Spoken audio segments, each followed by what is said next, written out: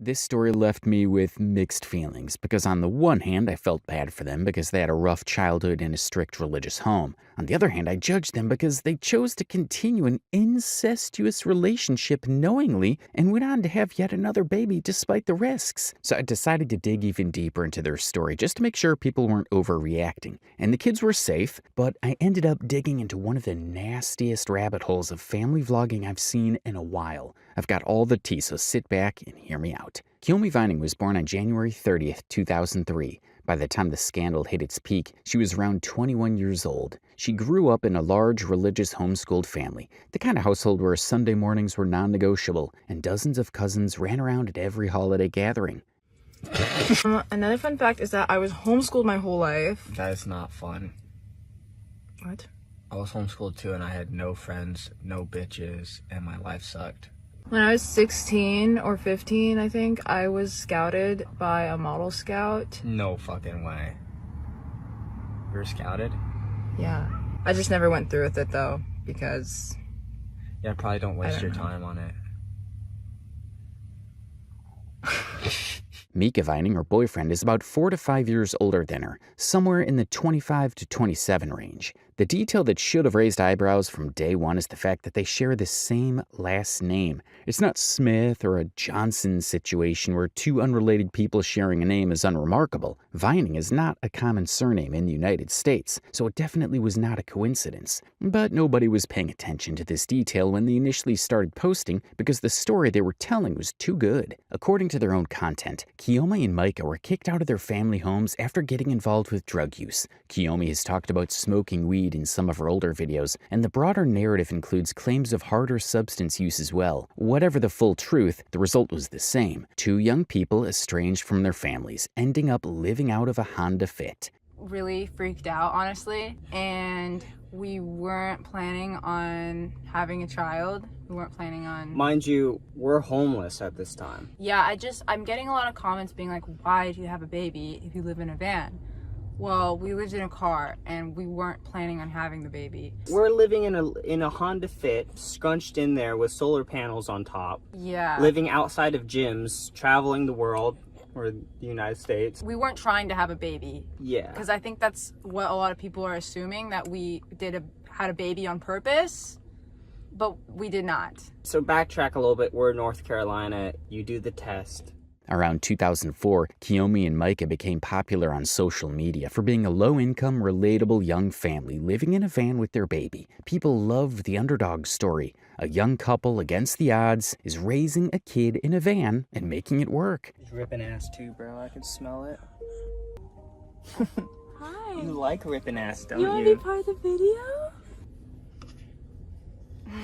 Their baby Suni became the emotional center of their content almost immediately. She was adorable, genuinely, undeniably cute, and that cuteness did a lot of heavy lifting for their channel's growth. Viewers who might never have clicked on young couple lives in van content absolutely clicked on adorable infant in a van. By the time their YouTube channel and TikTok had grown into the hundreds of thousands and then millions of followers, the brand was set and the admiration of fans was intense. And for a while, that was the whole story. People rooted for them. But stories built entirely on a curated version of reality tend to have cracks. And in this case, the cracks weren't subtle once people started looking. The same online communities that had fallen in love with them were also the kind of communities that love mystery. And the biggest mystery sitting right there in plain sight was that shared last name. It didn't take long for someone to ask the obvious question out loud. Before Kiyomi and Micah were famous, before they had hundreds of thousands of subscribers, someone left a comment in one of Kiyomi's videos asking a very direct question. She's so freaking cute, but are you going to explain the whole first cousin thing? No hate, for real, but how did that come about and what did your parents say? In my country, like 30% of all marriages are first cousins, so like genuine no hate. Kiyomi replied, yeah, we're second cousins and we've been together for like 4 years now, but I might hop on Twitch and talk about it a little more if people ask, lol. That's it. That's the comment. No denial, no haha, we're not actually related, no clarification that it was a joke.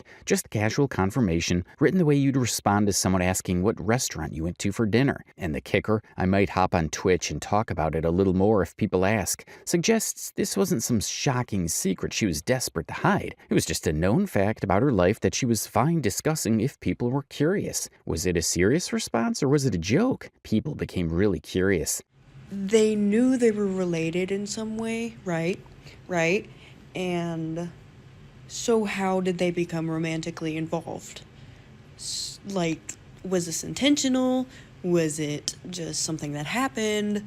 Like, 'cause The thing is, both of them shared many features, from their skin tone to their facial structure. Even their eyes and hair look similar. Also, years before any of this blew up, Kiyomi posted a carousel of photos on Instagram showing her hanging out with her family, and Micah was in one of them. So now you have two separate pieces of casual, unprompted evidence posted years apart in completely different contexts, both pointing in the same direction. Then the voices become louder. So y'all know that one couple that y'all saw on TikTok who look like strangely similar, and like all like the two of them and they baby look related?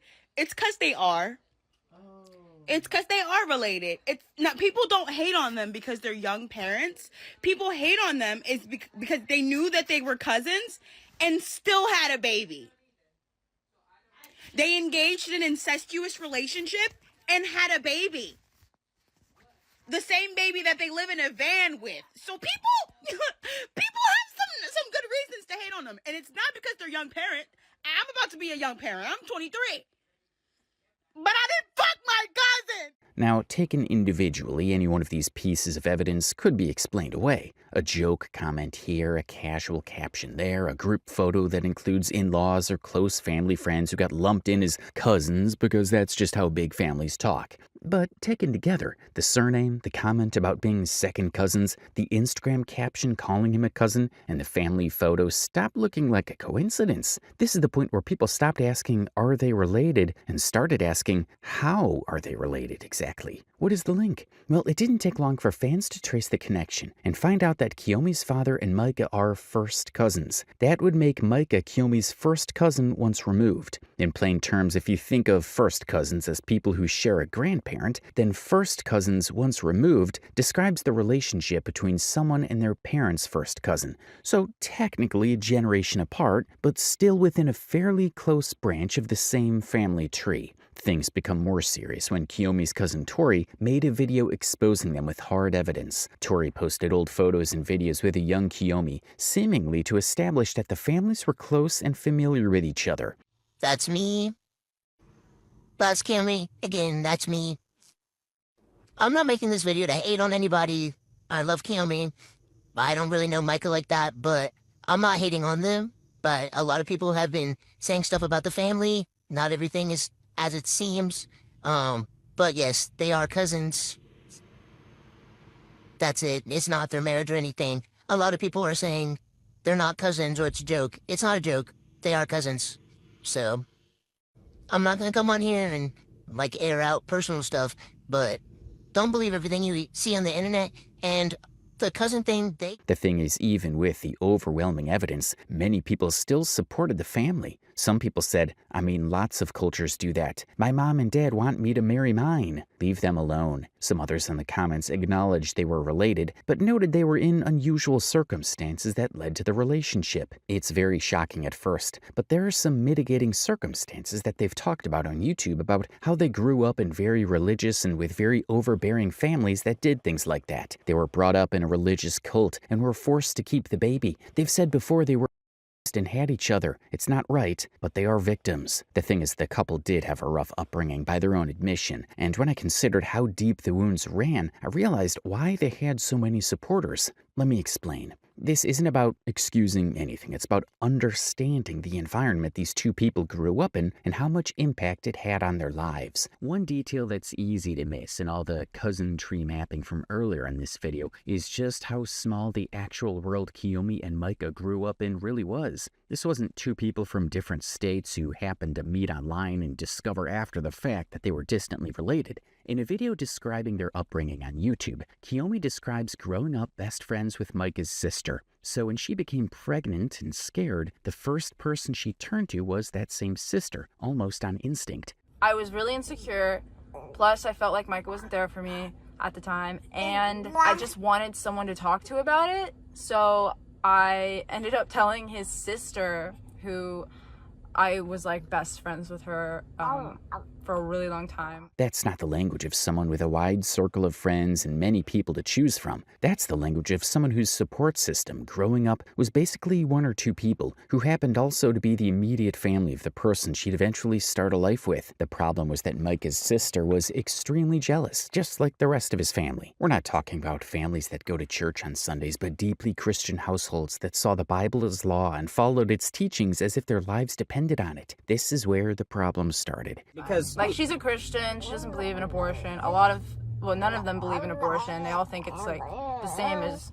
shooting a baby in the head, apparently. we strongly don't view it that way. And it goes further than that. According to them, the family's position extended to birth control and IUDs as well. It's the same as murdering somebody. They 'Cause believe I've that asked birth them- control and even like an IUD is murder. They think it's the same thing as putting a gun to some random person's head and pulling the trigger. Sit with that for a second. If a household genuinely treats hormonal birth control as morally equivalent to homicide, that's not a minor detail about someone's faith. That's a household where an enormous category of adult life, dating, relationships, sex, and family planning exists outside the realm of things that can be discussed, planned for, or prepared for. There's no the talk, there's just a wall, and on the other side of that wall is sin, full stop. They had to navigate all the difficult situations on their own, with the most difficult being the teenage pregnancy. Hella Christian.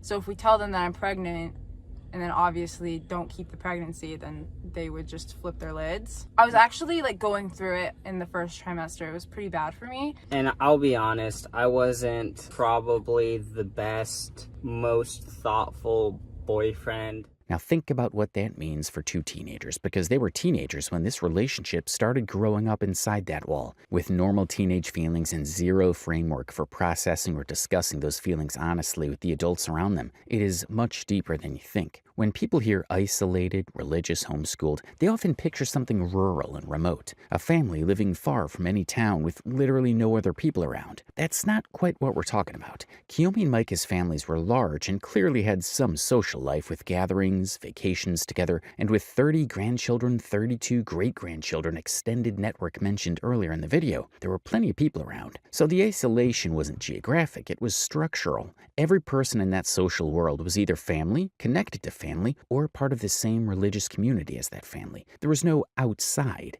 If you wanted a friend, your friend was probably a cousin, a sibling, or someone from the same church whose family had known your family for 2 generations. If you wanted a romantic partner eventually, your options were drawn from that exact same pool, because that pool was your entire social world. This is actually a pattern that shows up in a lot of tightly knit religious and culturally insular communities. Not just this one family, but communities of all kinds, where marriages between cousins or people who grew up functionally as cousins, it's not some shocking aberration. It is in fact common among Middle Eastern families. Marrying your cousin is the best thing you can do nowadays. I'll tell you why. You know the girl, you know her family, you know everyone around you. There's not gonna be any difficulties between you two. There's not gonna be divorce between you two, bro. There's just gonna be a happy life. A guaranteed happy life, bro. A guaranteed happy life. It's just statistically what happens when your dating pool and your family tree are drawn from the same small overlapping circle generation after generation. None of this is unique to Kiyomi and Micah's specific family. The thing is, it comes with a lot of genetic risks for the children born into that family, so it's frowned upon, especially in modern Western society. Also, another aspect of their relationship raised eyebrows: the age gap at the start of their relationship, which led to allegations. I don't even know how to go about this video, but apparently there is an influencer on here that has been engrossed by her older first cousin once removed. Her name is Kiyomi, and she has about 300,000 followers here on TikTok. She's also known on Twitch, and she's known on YouTube. This is her older cousin, Micah. Now, Micah is 25. Kiyomi is 21. They have a 5-year age gap. Kiyomi did confirm over on her YouTube, it's a comment that is now deleted, where she does admit that they are second cousins and they have been together for 4 years now. According to the timeline I pieced together from their own content, Kiyomi and Micah reportedly started actually dating when she was around 16 or 17, and he was around 20 or 21, a 4 to 5 year gap. On its own, a 4-year age gap between two adults isn't unusual or alarming. Plenty of healthy relationships have that kind of gap. The problem isn't the 4 years in isolation. The problem is what happened before those 4 years. In a video where Kiyomi was denying the allegations thrown at Micah, he said something that caught the attention of everyone. Also, Mike is not a groomer. I did like Kiyomi when she was like 14 though. I don't know if that means anything. Is that funny? No. Suni's not amused. An 18-year-old having romantic feelings toward a 15-year-old is, by any reasonable standard, a red flag, regardless of whether anything happened at the time or how the relationship eventually developed years later. The fact that this admission was framed casually, almost as a joke, I don't know if that means anything, is part of why it struck such a nerve with viewers. It wasn't presented as a confession of something they'd grown past or were ashamed of. It was presented as a cute, slightly awkward fun fact about how long Micah had liked her. The comments section called them out. Nah, what the F? Openly crushing on your 14-year-old cousin is nasty work. He's a weirdo. You are 18 years old, and you have feelings for your 14-year-old cousin? Ew. Literally, what the F is wrong with them? Also, stop posting your kids so much. In the same video, Kiyomi joked that their baby was inbred. Also, a lot of people think that our baby is inbred. I'll show you right now that she's not. Wait. Oh my god. Micah. No. She is inbred. Why are you inbred, dude? Oh. What the fuck? Stop being inbred, Suni.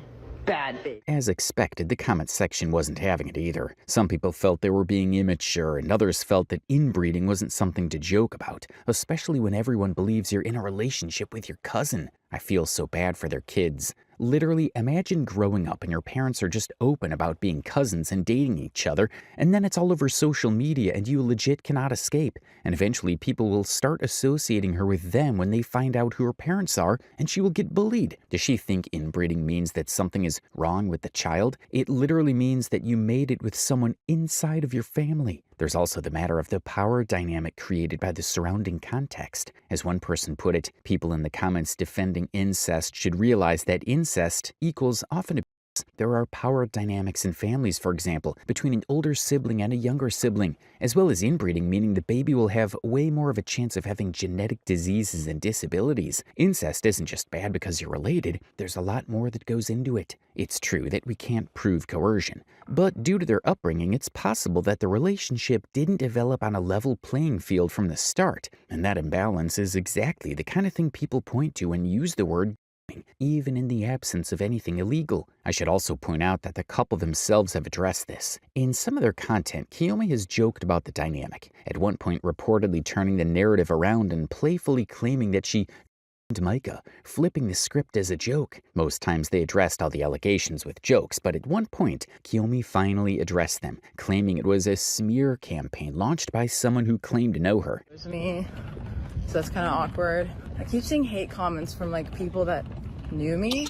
I mean, I didn't even know them really, but like people that knew me. I saw this one girl who I knew her brother, but I didn't know her. I never even saw her in person, but I knew of her. She's like on every single page. I'm getting like canceled, by the way, which isn't even a real thing. I see her on every single page talking about me, and she's like talking shit about me. And I saw her like comment to somebody. Somebody was like, "Why do I see you on every page?" Which is hilarious. And she goes, "I've been waiting for this." You can see that she expressed a bit of anger about the information being leaked, but never actually denied it. To Kiyomi and Micah, it's all just a big joke. But what about the children involved? At the time I made the video, they had two kids whose faces have been shoved in the camera since the day they were born. And this brings me to my next point surrounding the inherent in family vlogging. We already established that Suni was central to the content Kiyomi and Micah were posting, and their second baby wasn't left out either.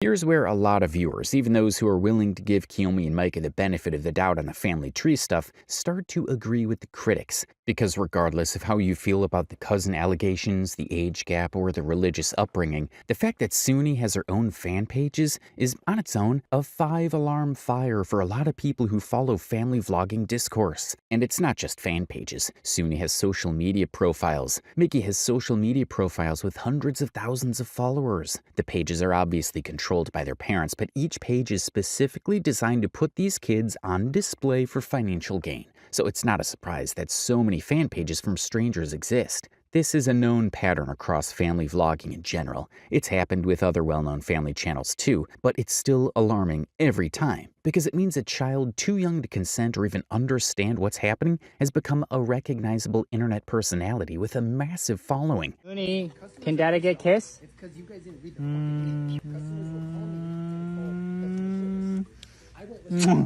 Thank you. Go give Mom a kiss. Do I get a kiss?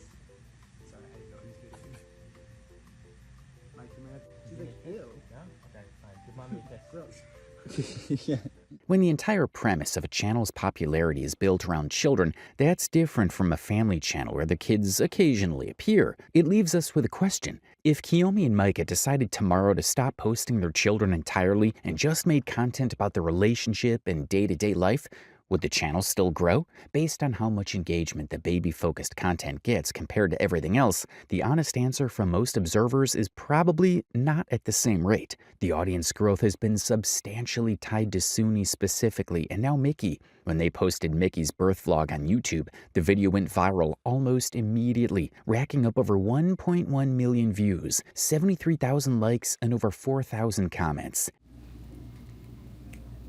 Hello. Here I am with my freaking Zygote 2.0. Check him out. Did the unboxing yesterday morning. They said that he's perfect and the best baby they've ever seen here at this very hospital. That's what they told me. And yes, here I am in my Alabama Barker cosplay. I just finished this poke bowl and I have my Diet Coke, except it's not a real Diet Coke, which is kind of disappointing because they don't have one here. But this will do for now. And it's not just this video. A quick look at their YouTube page reveals the simple fact that their kids are the money makers on the channel. This creates an uncomfortable incentive structure. The better Suni and now Mickey perform as content, the more reason there is financially to keep featuring them. There's also the privacy and safety angle, which tends to get less attention than it deserves. Every video featuring Suni, her face, her voice, identifiable locations from their van or campsites, routines and schedules is permanently available to anyone, including people with bad intentions. It's true that the family's been able to move from a van to a proper house thanks to content creation, but some fans worry that this was at the expense of Suni's privacy and now of Mickey's privacy as well. Whoa. Hello. Guys, we're in our bathroom. New apartment.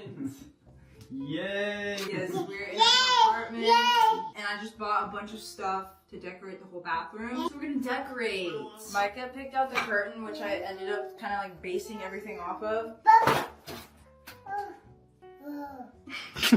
It's giving old grandma a little bit. Is that what you're going for? No, I thought these were all bugs on there.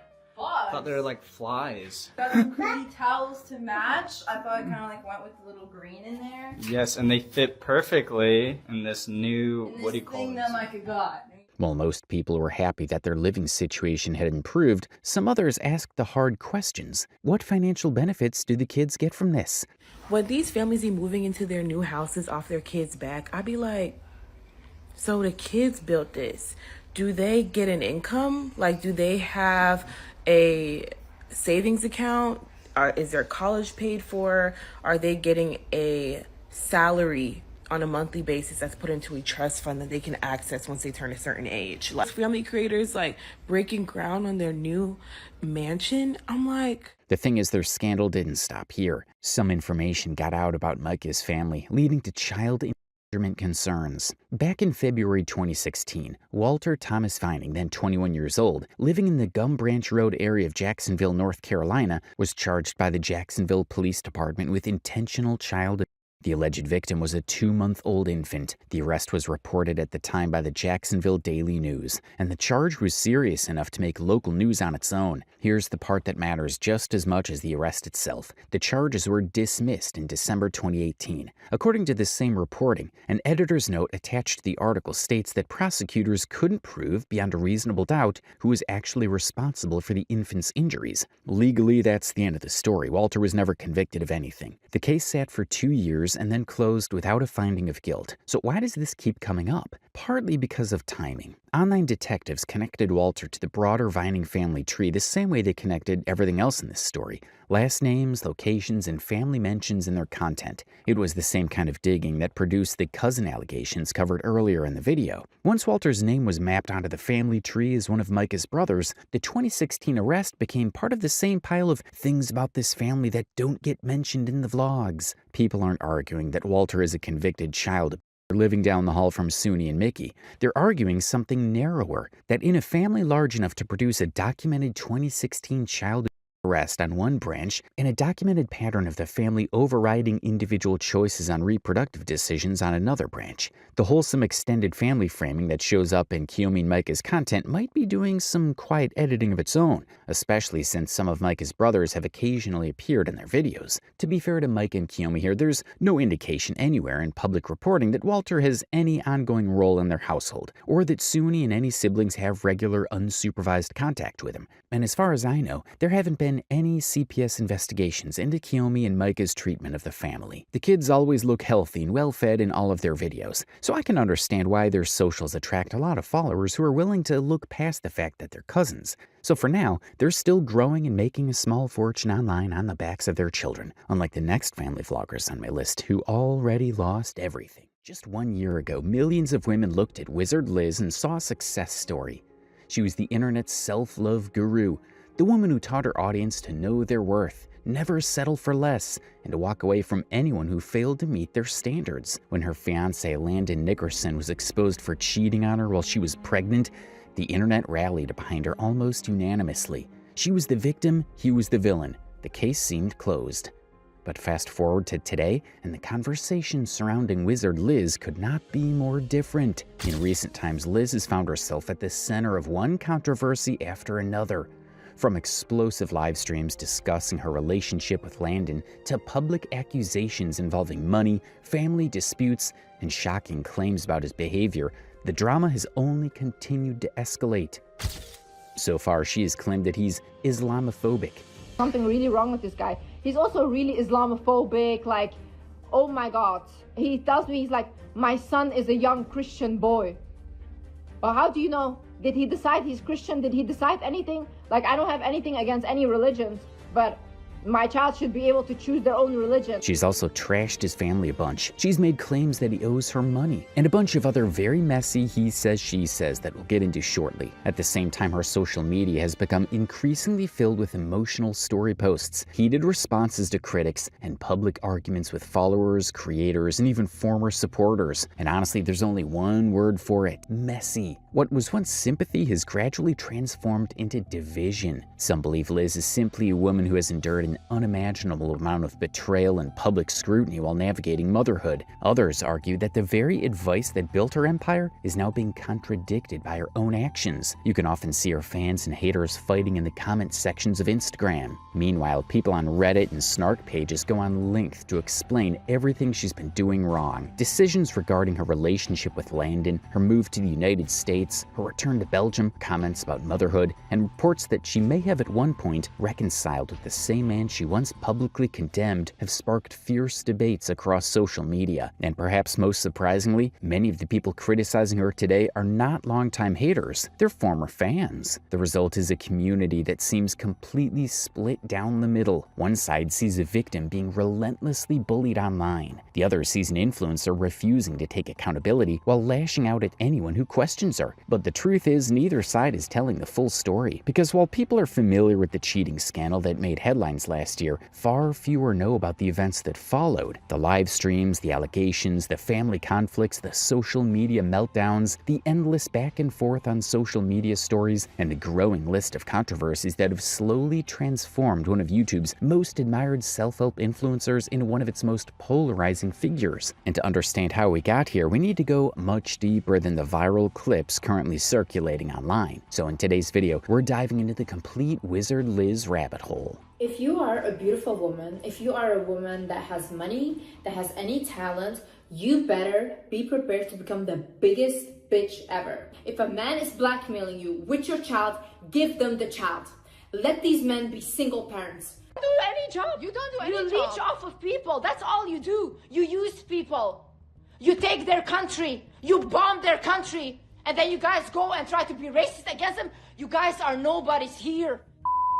However, before we get into all that drama, we think it's important to talk a little bit about who these people actually are. We know that while there are plenty of people online who've been following the Wizard Liz situation for months, there are also many who have either never heard of these names before or only became aware of them when the cheating scandal first exploded across social media in May 2025. So if you're looking for a more recent deep dive into all the drama that's been happening, we suggest you skip ahead a bit because we will get into that as well. However, for those who don't know, to provide some context, let's start with Wizard Liz herself. Wizard Liz, or Liz for short, is, or at least used to be, a self-development and motivational influencer. Over the years, she built an enormous audience by creating content focused on self-worth, confidence, healing, and manifestation. Her videos often encouraged women to respect themselves, prioritize their own happiness, and never settle for less than they deserved. Combined with her polished image, luxury lifestyle, and confident personality, it isn't difficult to see why so many people were drawn to her content. She quickly became one of the most recognizable faces in the online self-improvement space. Today, she still has a massive following. To be precise, she currently has 8.5 million subscribers on YouTube, 4.6 million followers on Instagram, and 7.8 million followers on TikTok.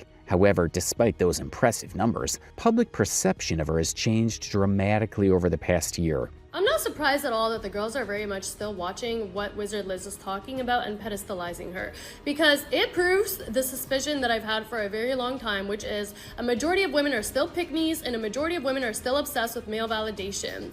The Wizard Liz ignored her intuition, did not follow her own advice, did not stand on business, and got played by a man. But y'all would rather pedestalize that type of woman and give her your time and energy and attention and invest in a parasocial relationship with her because you like the women's revenge arc. These days, it often feels like she's just as many critics as she does supporters, or maybe even more, a reality that would have been almost unimaginable only a few years ago. Because the Wizard Liz we see today is very different from the person many people originally discovered online. You see, before the designer clothes, luxury apartments, expensive vacations, and viral relationship advice, Liz had a story that many people found genuinely inspiring. Unlike many influencers seem to appear out of nowhere with wealth and success already handed to them, she presented herself as someone who had overcome significant hardship to build the life she wanted. Born and raised in Belgium, she frequently spoke about difficult experiences from her childhood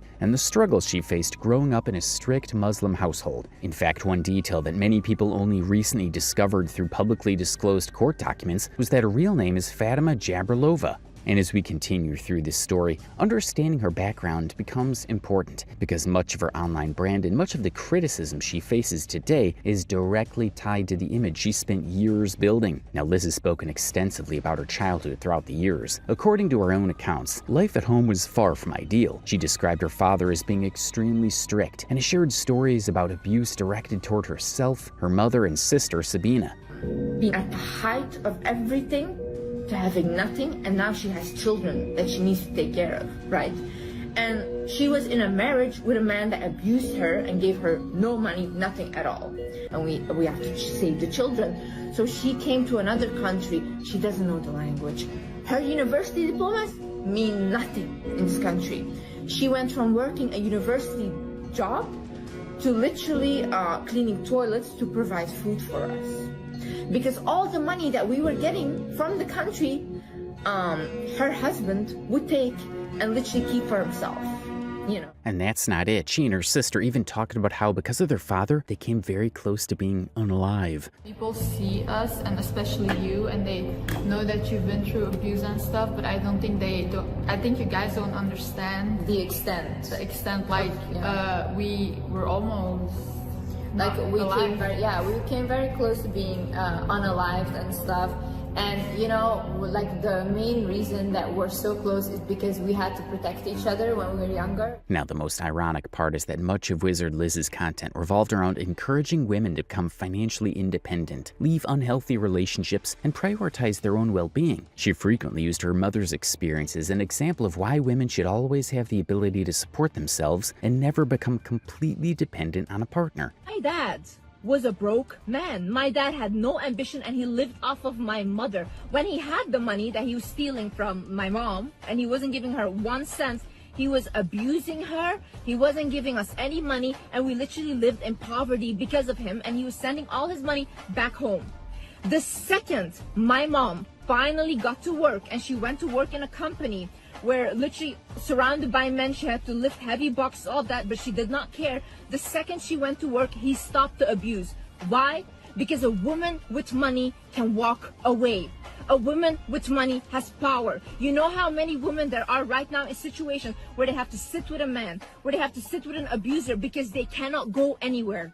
They have to sit silently. And you know, you guys want to demonize single mothers and say like, oh, she left a man, she's a single mom now, blah, blah. It's much better to be a single mother, to have your own stability and to take care of a child in a loving way, than to sit with someone that abuses you every day, than to sit with someone that comes home with STDs and you can't even sleep with them. And for years, these messages resonated with millions of followers. However, many of her critics now argue that her actions no longer align with the advice that originally made her famous. For starters, many people point to her recent comments about motherhood. As you just saw, in older videos, Liz often spoke about the sacrifices her mother made to give her and her sister a better life. But after recent statements suggesting that she plans to leave much of the childcare to Landon, some viewers began questioning whether her actions match the values she once promoted. In addition to this, critics argue that she has done everything opposite from the advice that she gave to other women. She was financially dependent, but she refused to leave this guy for the longest time and lied to her fans about it. And many of her longtime watchers point to one specific chapter as the turning point: her relationship with Landon Nickerson. Landon and Liz got engaged in September 2024. The relationship looked very different from the outside. To put it simply, they quickly became one of social media's favorite influencer couples. Their content was filled with romantic gestures, couple trends,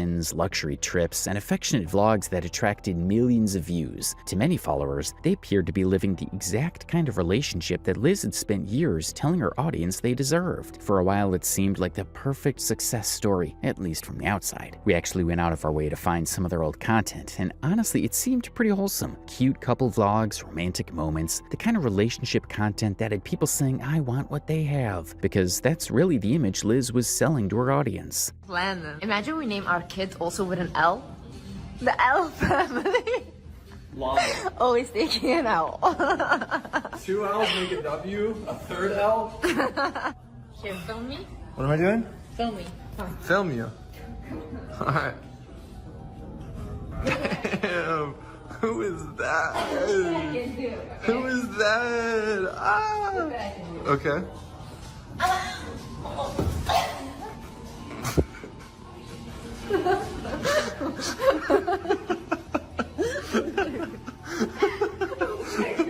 We're keeping that in. We're keeping that in. But as we now know, that picture wasn't quite as perfect as it seemed. Today, Liz can be found online talking about how Landon lied to her, how he's gay for her brother, how he wasn't nearly as successful as people believed, and how much of their relationship was built on deception, which raises a pretty obvious question. How did we even get here? And no, the answer isn't just the cheating scandal that exploded last year. It's the cheating, the lying, the defending him, the getting back together, the endless Instagram stories, the public arguments, the accusations, the refusal to fully separate from the situation, and somehow bringing a baby into the middle of all of it. Honestly, it's a mess. But before we can understand any of that, we need to also talk about the man at the center of this entire story, Landon Nickerson. Now, before researching this video, we've got to be honest, we had absolutely no idea who this guy was. Most people seem to know him for one of two reasons: either because he was dating Wizard Liz or because he cheated on Wizard Liz. Not exactly the kind of resume most people dream of. But after digging around, we discovered that Landon actually had an online career long before any of this drama started. And oh, he has a Wikitubia page. He first joined YouTube back in 2014 under the name Landon Play, creating gaming content focused primarily on Minecraft. Like thousands of other teenagers at the time, he spent his days recording gameplay videos and hoping the algorithm would bless him. Eventually, he transitioned into Fortnite content around 2017, right as the game was taking over the internet. The timing could couldn't have been better, and his channel grew rapidly, eventually reaching millions of subscribers. Outside of YouTube, Landon built a presence on Instagram and other social media platforms, presenting himself as a successful content creator and entrepreneur. On paper, it sounded pretty impressive, the kind of person you would assume could comfortably afford the life he was showing online. However, once we started looking deeper, we found something interesting, because according to various discussions online, some people had been raising questions about Landon long before the Wizard Liz drama ever happened. Apparently, Landon applied for a loan for his now failed startup. We found this Reddit post about him, and it reads, he was accepted in 2021 and started his company, and during that time, he has spent most of it on women, like Liz and Abby, while stealing from them at the same time. He opened the company on term loans through equity with a $130,000 loan. If he repaid the bank, he would have gotten continuous loans to continue the company through his shareholders, who are most likely people who gave partial rights to before collecting his loans. He owes money to his shareholders if they decide to sell the company from him as a CEO to a losing company, as the amount was $2.7 million if it doesn't do well. He had a chief financial advisor who agreed to work with him, not disclosing any additional income to his revenue, and he has stopped working with him since. So yeah, he pretty much has been a loser and he owes money to a bunch of people. However, now that we've established who these two people are, we can finally get into what actually started all of this. The story Liz posted on her Instagram. It read that Landon, the perfect husband who supposedly provided everything and had a happy life with his pregnant wife, had cheated on her while she was 4 months pregnant. These are screenshots of messages he sent to a girl on Snapchat, claiming his relationship with Liz to be fake. And naturally, the internet exploded. People were furious. The situation was discussed everywhere, and even major outlets like Forbes picked it up. People online were saying things like, if Wizard Liz got cheated on, then there was no hope for anyone, which honestly is a little degrading, but it just shows how much she was admired. And the irony was that Landon was in her videos just a few days ago, saying things like these. I had this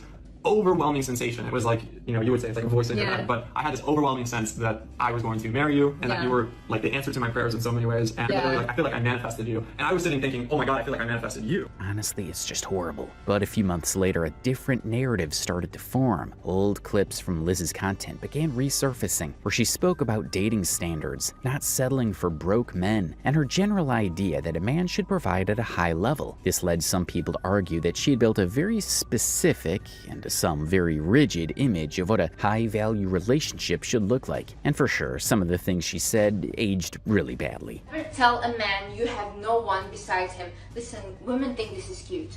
Yeah, you're my only one in my life. I don't have any friends. I don't have any family. You're the only one. How dangerous is this? No. How dangerous is this? Because you are literally telling this guy, if you murder me tonight, if you take my life, nobody will care, nobody will know, because I only have you. This is actually a clip from one of her most controversial videos titled, Don't Date Broke Men. And honestly, just watch this. Because don't you dare, as a woman, say that you think money is important. No. Immediately they will start to go into a whole meltdown, calling you a gold digger. How dare you wanting money? How dare you wanting to use this poor man? Honey, you don't have any money. There is nothing to be used. There is no gold for us to dig because you have no gold. You should not be worrying about gold diggers. You should be worrying about being broke. As well, these men love to say, and what do you bring to the table? Honey, there is no table for us to sit at. You have no money to buy the table. We're sitting on the ground. So rather ask, what do you bring to the ground? And besides that, me personally, I do not sit at empty tables. I sit at tables that are full. I don't need to bring anything else than my presence, my personality, who I am, and my beauty. I sit there and that's good enough for the guy. What do you bring to the table is broke guy talk. No guy that is actually willing to provide and actually take care of a woman will ever tell you, what do you bring to the table? Oh my God, I don't like this about you. You have to change this. Who are you? Excuse me. Did you give me money? Did you pay my bills? So yeah, in her mind, a man can have control over a woman if he is paying. So basically, she's advocating for a money is everything, women don't need to bring anything to the table mindset, which is very harmful, especially because her audience comprises very young, impressionable girls. We mean, just look at this girl being absolutely heartbroken over the fact that she got cheated on.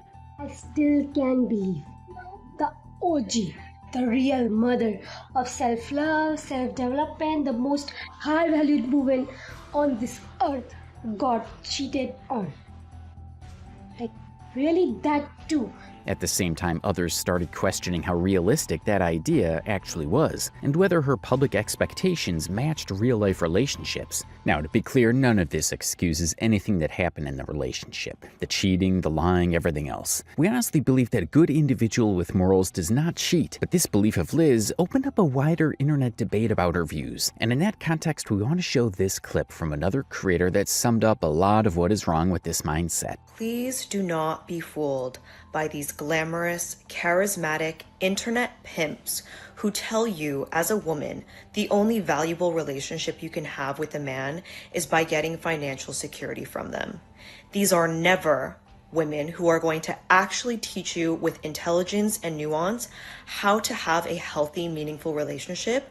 All they're going to coach you on is how to manipulate someone without seeing that they are manipulating themselves. Do not listen to the misogynistic propaganda coming from women with blowouts and Van Cleef and Cartier jewelry, talking about the concept of the divine feminine and staying in your feminine energy, which really just revolves around subjugating yourself to rely on a man for his money and becoming quite literally just an incompetent woman.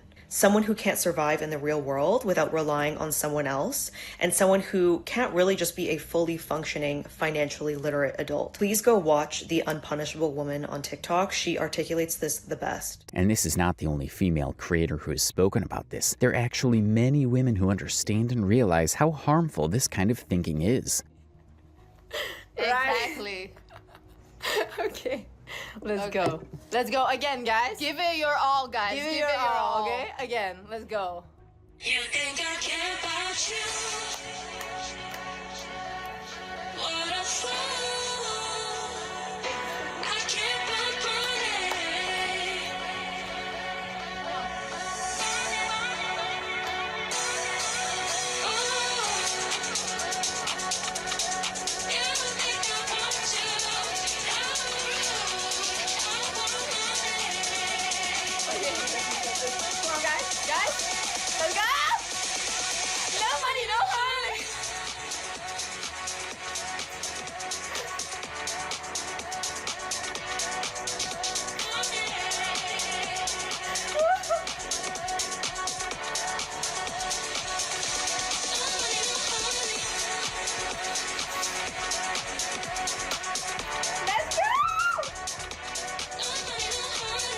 So yeah, that was basically the second wave of opinions. Some people believed Liz was being wronged, while others felt Landon had it coming. But if the story had ended there, things might have actually settled down for both of them. Unfortunately, it didn't, because after the initial cheating controversy, things only got messier. Months later, new allegations and old connections started resurfacing, and suddenly the situation was bigger than anyone expected. One of the key names that came up was Abby, Landon's ex-girlfriend, who people suspected was the girl Landon had cheated with. After the cheating scandal broke, she posted multiple videos sharing her experiences with him, claiming things like harassment, stalking, and emotional abuse. She also said that she had nothing to do with their marriage, and that she was not the girl Landon was talking to on Snapchat. Now, at the time, Liz didn't really respond to any of it in a positive way. But looking back, and in light of everything that followed, some people online began revisiting Abby's claims and connecting the dots in a very different way. People online have actually compared Abby's statement in these videos side by side with Liz's claims in a recent live, and their experience sounds awfully similar. The racist comments, the apologies, the begging, the abuse, all the same. I'm literally breaking out in Yeah, guys, hives I've been and having rashes because I have because so of all the stress that much I'm built up dealing with, anxiety so because that's what happened I don't want here. to talk about this.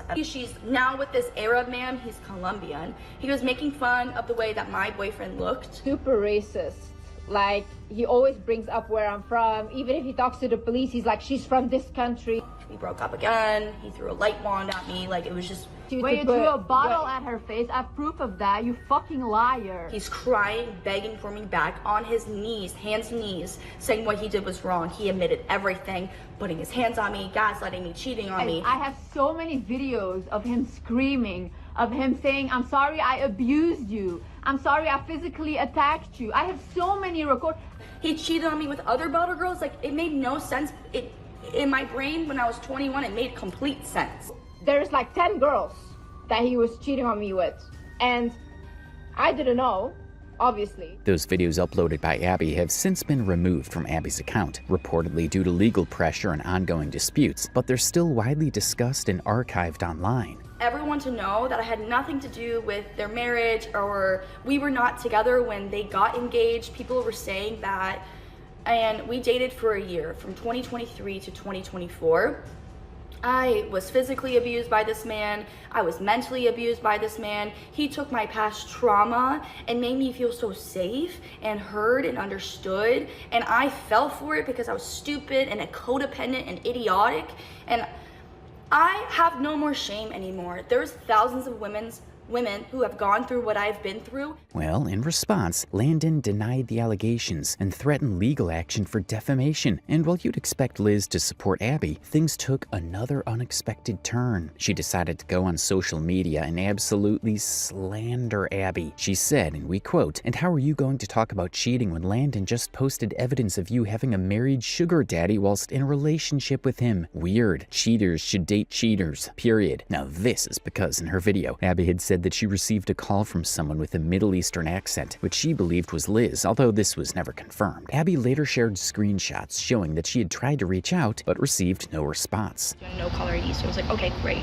Like, it's October 4th or 5th whenever she called me, and I'm like, okay, I answered the no caller ID, assuming it was gonna be the police. It wasn't. And I have friends that are, I don't know what the correct verbiage is, but they're Middle Eastern and they have an accent. And she called me, she's like, "Who is this?" And I was like, "You called me, like, who is this?" And then she said, "My name is Liz, who is this?" And I was like, I don't even think I answered, because I was like, is this the moment where I tell her everything? Like, oh my God, like, how does she get my number? Like, I was like, and I think that's when she hung up on me, and I'm gonna show you that phone call. That's when it was a no caller ID, and obviously Landon had this phone number because we were together.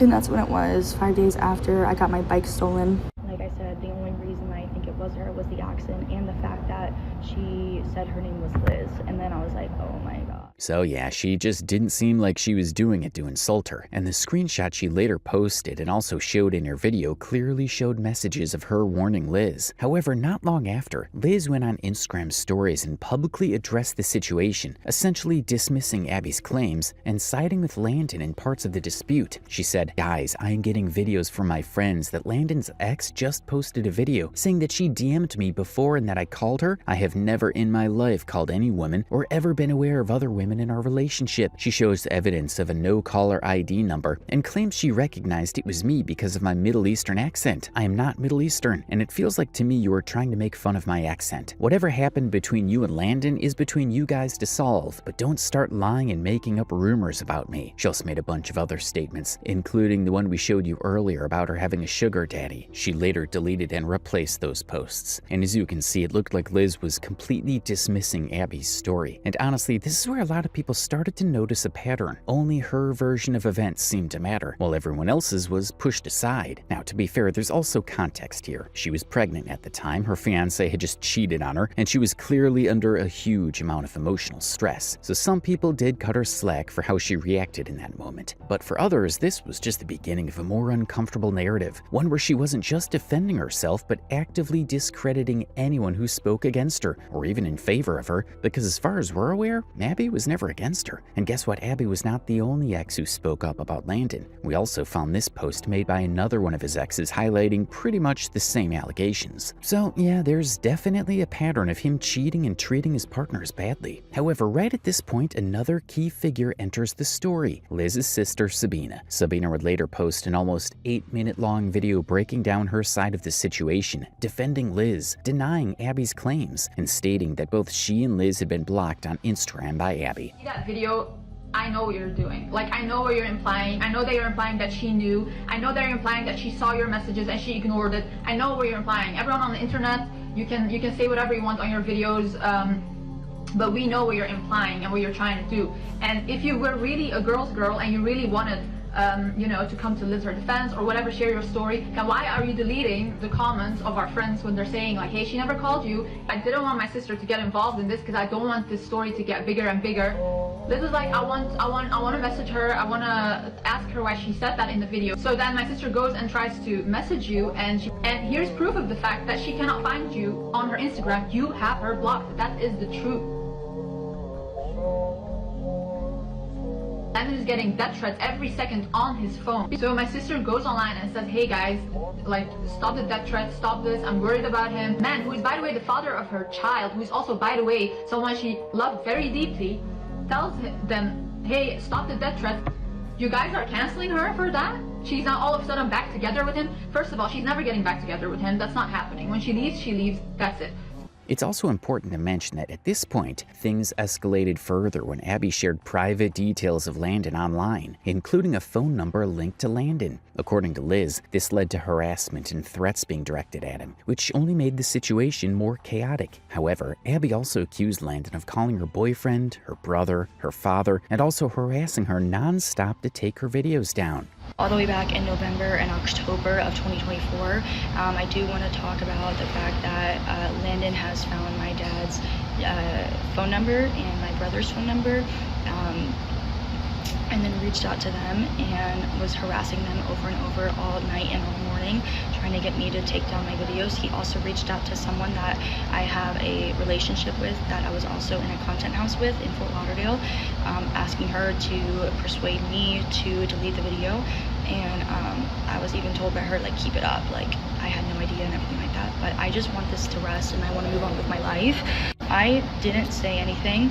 Now, in response to all of that, Liz posted in support of Landon in the same story thread in which she low-key called Abby a cheater, which immediately split public opinion again. A large portion of the internet questioned how she could defend him. Now, everything aside, we don't think it's wrong if you're trying to stop online harassment, but she also accused Abby of deleting comments. Well, Abby was also claiming the same thing, saying that Sabina deleted her comment. She posted this picture of her comment on an Instagram story and wrote, "The sister was saying I am deleting comments, and I am being calculated when I'm now getting the deleted comments." And honestly speaking, we're not even going to bother reading aloud all of these long essays these people write online. But at this point, both Landon and Abby had turned on each other publicly, with legal threats entering the picture. According to online discussions and court-related documents circulating on Reddit, Abby eventually filed legal action in August 2026 for defamation and libel and intentional infliction of emotional distress, and she sought financial damages. By the way, all of this is publicly available information which you can easily find online. At this point in the timeline, the situation had escalated into multiple legal disputes involving different parties. According to court documents and online discussions circulating on Reddit and commentary platforms, there were several separate legal actions being mentioned at the time. One involving Abby and Landon, another involving a counter-complaint, reportedly filed by Landon, seeking removal of the videos, and additional claims being discussed around family and custody-related conflicts between Liz and Landon. In addition to that, legal notices were sent to Abby requesting the removal of specific videos and even proposing a scripted retraction of statement and an apology. However, Abby reportedly did not comply, which is said to have preceded further legal escalation. Now, in this next part of the video, we're going to break down the legal timeline involving Abby versus Landon and Landon's separate case against Abby. Multiple legal actions were filed across 2025 and 2026, turning this into a long-running court dispute rather than a simple online controversy. That being said, we don't really want to go through every single court document, honestly because we're not lawyers, and secondly, why should we when someone else already did? So this Reddit post really helped us in piecing together the timeline of this case. According to this timeline, things escalated publicly around June 2025 when Abby filed her complaint against Landon. Shortly after, legal motions began stacking up, including requests for evidence, responses, and early procedural hearings. By July and August 2025, the court had already set case management deadlines and formal service procedures, showing the case was officially moving forward. On June 20th, 2025, a temporary restraining order was reportedly granted, followed by further hearings in July regarding temporary injunctions. Around the same period, Landon also filed his own case and legal requests against Abby, including demands related to statements made online. By September 2025, scheduling orders had already been issued for a non-jury trial set for mid-2026. In November 2025, Abby reportedly filed motions motions under public participation protection laws, arguing the case was meant to silence her speech, while Landon's side continued opposing those motions. That same period also included rulings where parts of those requests were denied and attorney fees were imposed in relation to certain filings. Moving to January 2026, both sides were actively filing responses, extensions, and legal arguments almost back to back. One of the key rulings around January 20th, 2026 denied Abby's motion to dismiss, while also ordering her to pay certain legal costs connected to that motion. By March and April 2026, the case entered a heavier discovery phase, including depositions and evidence exchange. Several depositions were scheduled, then postponed or rescheduled multiple times across March and April, showing how contested and delayed the process had become. By May 28th, 2026, one of the most discussed moments in the timeline was reported Landon's non-appearance at a scheduled deposition, followed by a motion to compel shortly after, with the court pushing the case forward into further hearings. Finally, by June 2026, additional motions to compel evidence and initial disclosures were granted, keeping both sides legally bound to continue producing information ahead of trial. At this point, the case is still ongoing, with a non-jury trial reportedly scheduled for later in 2026. Now that's what's been happening in the Landon and Abby case. However, as we mentioned earlier, there is a completely separate dispute involving Liz and Landon themselves. And honestly, this situation is somehow even messier. According to publicly disclosed reports and complaint documents, both Liz and Landon were involved in an incident in February and April of this year that resulted in legal intervention and arrest. And here's a mugshot of Landon, by the way. So here's this guy who would cheat on his wife, post her baby online, and then call all women evil. Poor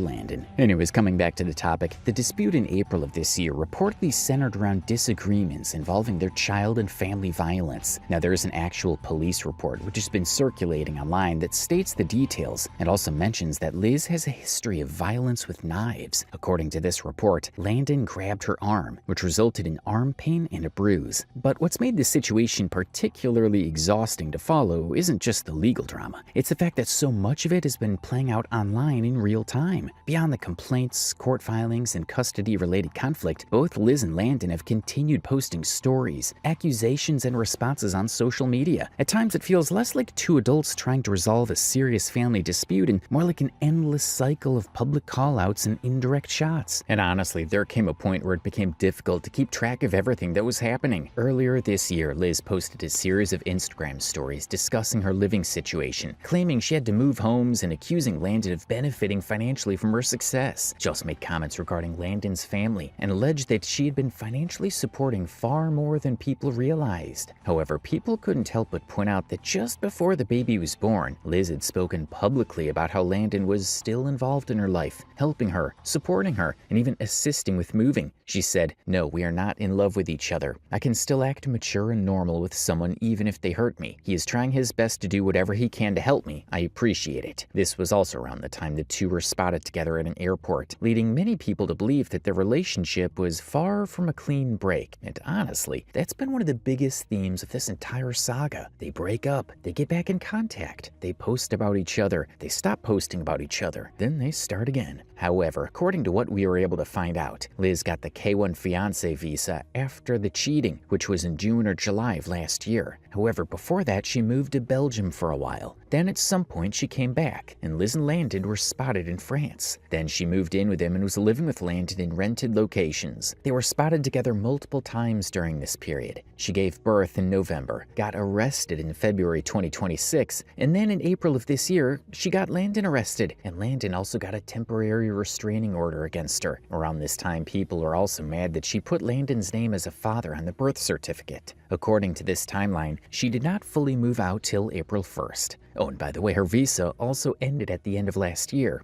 Overall, it's been incredibly difficult for people to figure out where they actually stand. And here's something that many people still don't know. Liz and Landon were never actually married. They were engaged, but they never made it down the aisle. For some people, this also brought renewed attention to earlier messages, allegedly showing Landon describing his relationship with Liz as legally married and just for the camera. But the latest wave of criticism really took off around Mother's Day this year. People on Reddit and other platforms noticed that while Liz appeared to be traveling and posting from abroad, Landon seemed to be spending Mother's Day with their son, Liz herself shared photos online, while around the same time photos posted by Landon's family also began circulating. Liz posted this TikTok captioned, "Freedom," and this was the picture Landon's family posted with the baby on Mother's Day. Almost immediately, people started asking questions. If Landon was the one with the baby on Mother's Day, where was Liz? Before long, accusations started flying, with some critics going as far as calling her a neglectful mother. However, according to Liz, the reality was very different. She later explained that she wasn't simply on vacation and was actually in South Korea dealing with visa-related issues and immigration paperwork. But that explanation raised a new set of questions, because Liz is originally from Belgium, not South Korea. So people began wondering, if the trip was related to visa issues, why was she spending Mother's Day in South Korea in the first place? And as usual, the internet had plenty of theories. While all of this was happening, Sabina posted a story showing Liz with another man in Tokyo, referring to them as lovebirds. Whether that was the intention or not, people quickly started speculating, and it definitely seemed to irritate Landon.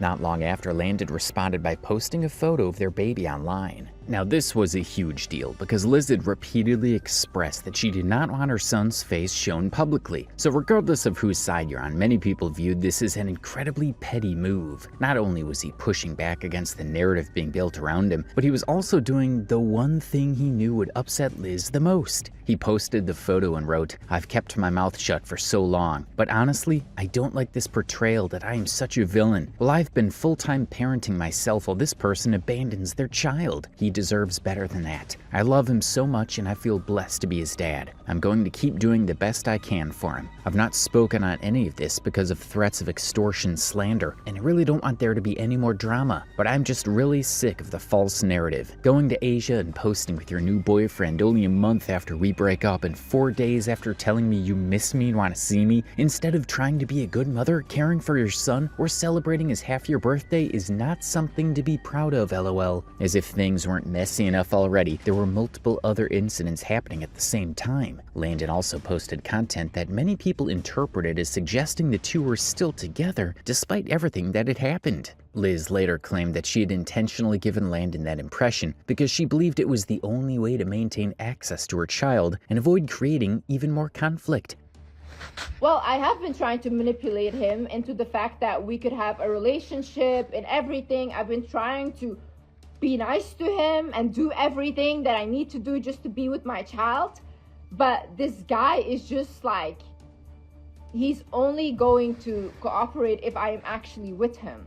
At this point, trying to follow their relationship was like trying to follow a tennis match. One minute they hated each other, the next minute they seemed to be working together, and then a few days later they were back to airing out their private disputes for millions of people to watch online. Now, that being said, the custody drama and legal battles were only one part of the story. As time went on, many people felt that Liz's online behavior became increasingly erratic. Instead of stepping away from the controversy, she seemed to dive deeper into it, posting story after story, responding to criticism, mocking people she disagreed with, and engaging directly with those criticizing her. At the same time, accusations that she was being a neglectful parent were spreading across social media, and rather than letting the conversation die down, she often appeared to address it head-on, which only created more controversy. She also started responding to smaller creators and commentators discussing the situation. In one instance, she left a comment on a creator's page, which then led to an entire response video and yet another round of internet drama. The wizard Liz has commented on my post. Let's read it. Bro, is all you talk about me? You're truly obsessed and deranged in your head. Get a fucking life or read some books so you can talk about someone else, you weirdo. No one will click on your video if you do not put me in the title or take my message out of context. What a weird person you are. Hi Liz, you are absolutely right. The videos which I make about you perform so well, but you shouldn't be surprised about this because you're a famous content creator and you talk about things which unfortunately many women can relate to. Toxic relationships. 4 days ago, I made a video summarizing your live stream where you were sharing what you and your ex were currently going through. Liz is not American, so she had to go abroad in order to renew her visa. And this was not the first or last time she's been leaving hate comments pretty much everywhere. We also came across screenshots circulating on Reddit showing an Instagram user messaging Liz and asking about her ongoing drama with another woman online. While no response was expected, Liz did reply, and according to those screenshots, the interaction quickly turned hostile in tone. In the messages, she's shown mocking the user user, laughing at the question and refusing to provide what people online described as proof regarding her claims about the other women allegedly harassing her family. This became controversial because shortly before, Liz had made public posts about the same individual, which some users say contributed to that person's private information being shared online. Another creator who has been repeatedly mentioned in this situation is Albina, the same one who made a response video. Liz has been talking about her quite a lot in her Instagram stories and live streams, directly responding to her commentary and calling her out over the way she has been covering the situation online. And let's just say she was really disrespectful. And it's also like, I saw this girl and she was like, ugh, I hate stupid people that think they are smart and they have like takes. I hate these people. But she made like a video about my situation and about my child being taken. And she goes like, everything in life is spiritual. And because Liz follows money and she obeys money, this is why this happened to her. And she got a demon in her life. Okay, dumbass, listen to me, dumbass. Why do women that go for no money with a man, why are they in the same situation? Quickly, come on, quickly answer, huh? You guys demonize money so much. Yeah. But everyone loves money. There's literally women that went for no money, nothing, and they still get abused, they still get their children taken. This has nothing to do with money. You guys are really... In these responses, Liz also made broader comments about commentary creators in general, at times accusing women of being obsessed with her and calling women pathetic. If you see a woman online that is talking about me constantly, 20 videos about me, please take that as an example to never be like her. That's a pathetic woman. I'm sorry, it's pathetic to come online and constantly talk about other people if that's the only thing you do. You have nothing going for yourself. It's sad.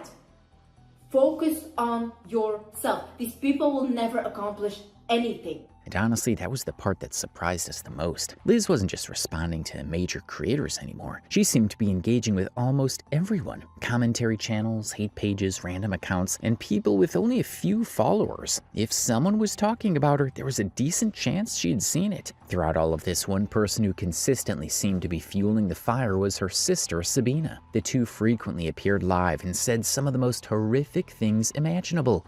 I told you to start beating him. You didn't listen to me. I did that once. Yeah. And he called the police. She beat him one time and he called the police. Yeah. So that's not good. But it's like, even the courage he had to call the police. The fact that I honestly beat the shit out of my first boyfriend. He was scared to call the police on me. Yeah. Because... No, but it's look, once you start beating men, you can't never stop. I swear to God, stop. one time you beat a man, you become addicted to the feeling. It's a rush. It's like the first time, you know when you take drugs and you're like, oh, that's this how feels it feels good. to beat men. Yeah. Like, but honestly, seriously, guys, I just remember we should control these men. As you guys can tell, it stopped looking like damage control and started looking like an endless online feud. She also publicly criticized Landon's family on multiple occasions, including his mother, calling her all names under the sun. Your mother's a dumb bitch. Yes, a very dumb bitch, yeah? Your mother has failed. She's a fucking loser, yeah, as a mother. You are a loser woman. If you owe me money, yeah, why are you getting fat? I do not want you to gain any weight if you owe me money. You better be starving. You want child support? Where's child support? Here's child support. This is... You are, how old is he? 27, expired. You're old. This one. This is all we have for you. This is more than you're worth, actually. Come on, bitch, bring it. Guys, he's gonna come now. The whole family, the whole... Come on, Dougie. Come on, Dougie, bring me my child. Come here. Support, by the way. No man pays child support. Yeah, and I've seen women, they get 50 cents. So this is generous. This is very generous. Guys, imagine the gender that starts balding at 25 is telling us that we expire. Also, you're walking around stealing everyone's oxygen. Where's Peter? Like, everyone is talking about AI is not good for nature, but these mouth-breathing ass men outside just... Your chin is in a different country, and you want to tell me you're an alpha male? He goes, we're pregnant. Who is we? Who is we? What are you? Do you have a pump up? Yeah, do you have a pump up? No pom-pom, no opinion. And the craziest part, this still wasn't the end of it. And watching these very public embarrassments unfold, a lot of people started asking a question that probably would have been unthinkable a year ago. Is Liz really any better than Landon? Because by this point, she'd announced that she was stepping away from her child, claiming that Landon had essentially baby-trapped her and that she could no longer continue living like this. The way she spoke about the situation rubbed a lot of people the wrong way, and even some longtime supporters were uncomfortable with her wording. If a man is blackmailing you with your child, give them the child. Let these men be single parents. We need to stop doing what our mother has done, what our grandmother has done. My mother stayed for 25 years with a man, let herself get abused because she was scared of the children being taken. I will not be blackmailed with my own child that I almost died putting on this earth. I don't want my son to grow up and think that it's okay to treat women like this, that it's okay to blackmail women like this. So if you're a mother right now, and I've seen so many DMs of women of like, I'm being blackmailed, and by the way, the system doesn't protect us. Court system, you will go to court, you will lose all of your money for years and years, and they will still not give you the child. Even if they give it to you, these men will not help you with child support. So guess what? How do we break this whole cycle that our ancestors all had to repeat? We break it by saying it ends with us. That makes this world full of single dads. You know how many men were bullying me every day? Oh, she's a single mom, she's a single mom. Oh, men that have single moms themselves. They don't appreciate the effort that you put in. Let these fathers raise them.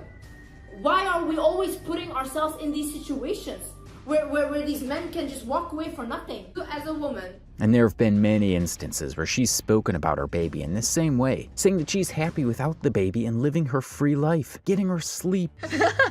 I cheated on my pregnant boy. Is he a seahorse? No, it's so funny when women give birth and then the man takes the child and pretends like he gave birth to the child. But honestly, he did me a big favor. Like, I'm just living my life and he's exactly where he's supposed to be. So I'm happy he finally wants to listen and be in the place where he should be. We also came across a post in which she used some very weird verbiage to describe how she was trying to get her baby back. She wrote, "I've been asking him for the past 6 weeks, and I was constantly met with gaslighting and manipulation. I've offered $300K to buy my child from him, and even then it wasn't enough, because he only agreed to give him for a year and not fully leave me alone. I had 4 lawyers, immigration and family law. I've spoken to the embassy, and no one seems to be able to help me. I am done. If he wants to be a single dad so bad, I will allow him to. May he and any man like him rot in hell." Now here's what the general public opinion is about this. She's saying she'll leave the child with him and that she is exactly where she needs to be, but she herself has spoken about what a pathetic loser he is, who's abusive, who lies, who's racist, and she still wants to leave her child in his care. Not only that, she's advocating for it, saying that the world should be full of single dads, which is a horrible statement to say because at the end of the day, it's not about gender. Why should any child be left to grow up in a broken family? It's extremely sad. At the same time, Liz continued posting story after story about Landon, accusing him of making her pay for things she shouldn't have to pay for, including childcare and other expenses. This sparked another debate online, with some people even arguing that if Landon was the primary caregiver, then Liz should be paying child support instead. But she's not ready to pay child support. In fact, she has shown time and time again that she does not care. These are some screenshots Landon shared online in which Liz is just acting very irresponsible and indifferent. And this is where the conversation became incredibly divided. Some people still view Landon as the main villain in this story. Others see Liz as a hypocritical influencer who built a career giving relationship advice that she ultimately didn't follow herself. But honestly, we think both sides have handled this situation terribly. These are 2 grown adults with an ongoing court case and a child they're supposed to be co-parenting. Instead, they've spent months fighting online, posting stories, taking shots at each other, and dragging countless other people into their personal disputes. And the saddest part is that one day their son will be old enough to see all this. Every story, every accusation, every live stream, every post. It's honestly embarrassing.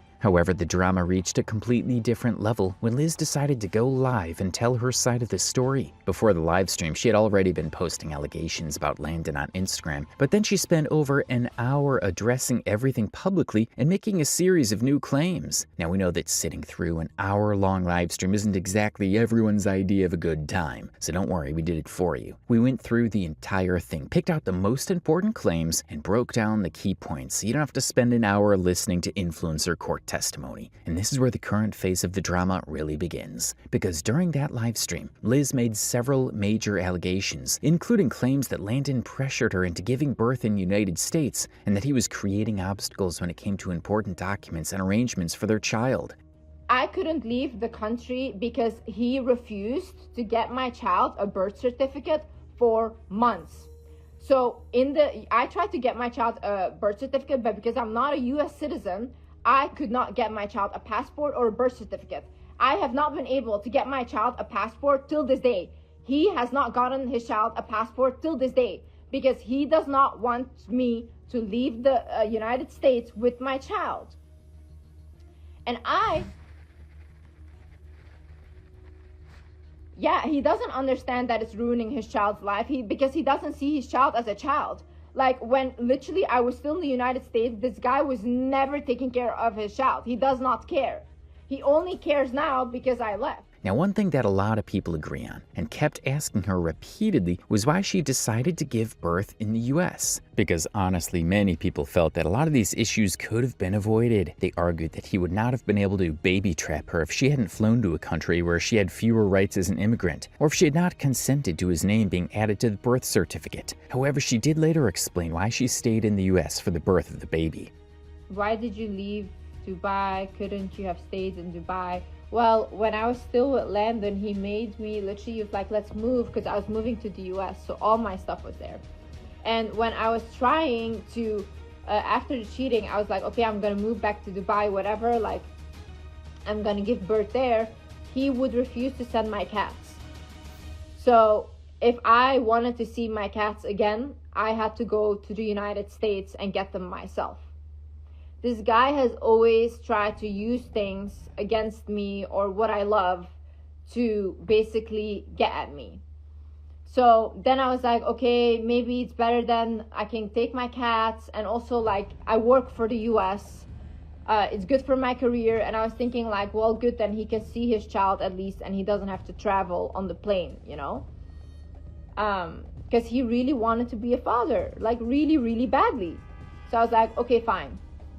So I went there, I got my cats, I got everything, I did what I had to do. And then I found out this guy is actually like even worse than I thought. However, those claims have also been challenged online, with critics arguing that parts of her timeline and explanations don't fully add up. Guys, I miss Dubai so much. Dubai is so much fun. So the reason that I even moved out was because my doggy told me that he didn't want me to live in the same city as my ex, because my ex lived like 5 minutes away from me. So he was like, you need to move to the United States, you need to move. And I was like, oh my god, okay, whatever. I think the United States is good for my career, so I'll go there instead. But I really miss Dubai. It was a lot of fun for me there. After the cheating, I was like, okay, I'm gonna move back to Dubai, whatever, like I'm gonna give birth there. He would refuse to send my cats. So if I wanted to see my cats again, I had to go to the United States and get them myself. So here's what we think may have happened. Liz likely moved to the US because she wanted to. She had spoken before about chasing a more American dream lifestyle, and at different points mentioned wanting to stay abroad. She also applied for a fiancé visa and chose to give birth in the US, which suggests the decision wasn't entirely accidental. However, things clearly didn't go the way she expected. What started as a planned situation quickly turned into a much more complicated and emotionally charged conflict between her and Landon, especially after their relationship broke down publicly. In her live streams, Liz also made several additional claims that people online have been discussing heavily. One of them involved allegations about Landon's behavior and language during their relationship, including a story she shared about an incident involving her brother when Landon allegedly came to apologize after a breakup. He said like, please forgive me, this and that. He comes to my family's house. My brother is there. My brother, I had to restrain him from beating the shit out of him. Yeah. And he's literally like, I constantly have to hold my brother back because my brother was about to beat the shit out of him.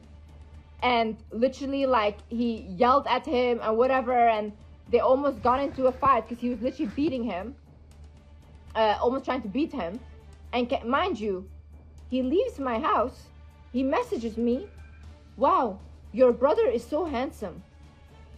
What the fuck? So, a guy trying to beat you up, did that turn you on or something? Are you fucking weird? My brother literally said, like, that guy is gay, Liz. Like, you are pregnant of a gay guy. Seriously. And I don't want to, fucking, like, out anyone or whatever, but, like, there's gay men that will fucking take out their frustrations on a woman because they're jealous of her and they want to be her. The fact that you say that my brother is handsome after he tried to beat you up, if that's your reaction, like, did your pussy get wet or something? You're fucking weird. And yeah, it sounds weird and also a tad bit homophobic, which we all know by now she's very capable of. You're nasty and you're dangerous for a woman. Why are you wasting a woman's time? Yeah, why are you wasting her time? When you want something in your ass? Yeah, you're making children with her, everything. Guys, like, men will struggle with their sexuality and go out and kill 10 women. Yeah, like, well, what did we do? What did we do? Why is it my fault that you want a dick in your ass? Yeah. Another thing. Why is the G-spot in their ass? Question for the chat. God doesn't make any mistakes, right? God makes no mistakes. But Right. there's still... Guys, imagine having a G... I'm just gonna say it. Imagine having a G-spot in your ass and you can't touch it. I mean, yeah, there is that. She also made a broader accusation about Landon's character and financial situation, suggesting he had misrepresented himself and relied on her in various ways throughout their relationship. What happened to his company? I don't know. I don't know anything about his company. I don't even know what, like, I don't know anything. Literally, I don't know anything.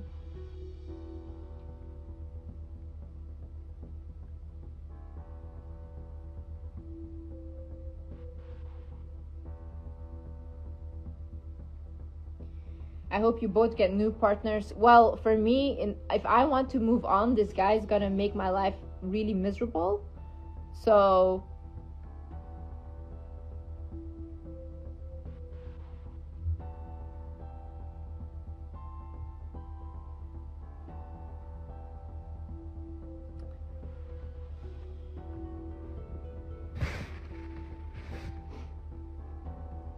yeah, I think he lied about his work, his money, everything. Like, everything was a lie.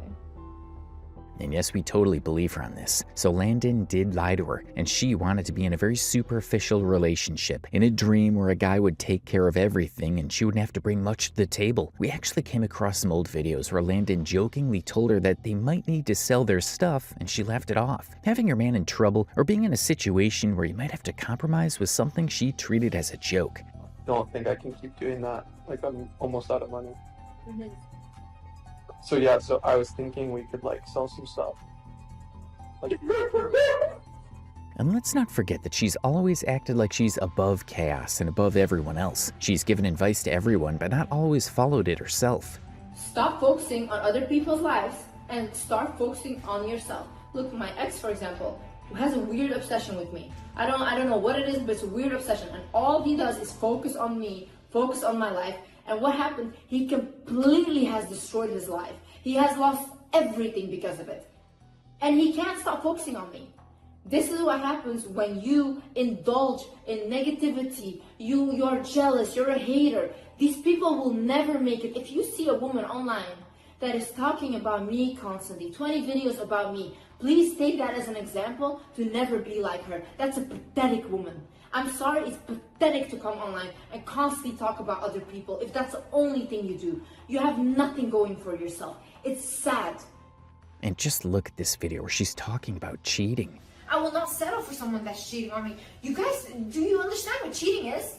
Do you understand that that man thinks you're not worthy of loyalty? And the same men that are cheating on you will not cheat on someone else that they do love and that they do respect. Cheating is a form of abuse. Cheating is a form of disrespect towards you.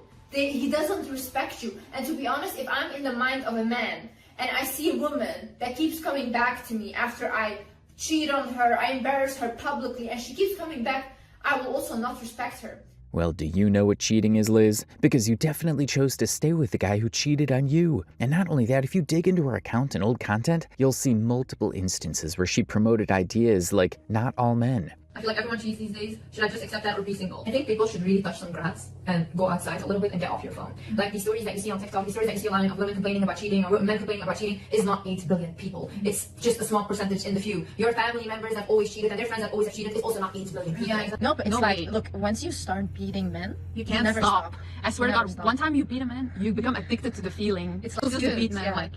But just honestly, like, no, like, seriously, guys, I just remember we the feeling. should control these men. One thing's clear, she is clearly obsessed with money. She has money to attend parties, travel, stream online, and insult women, but not necessarily to consistently prioritize her child's care. Let's go!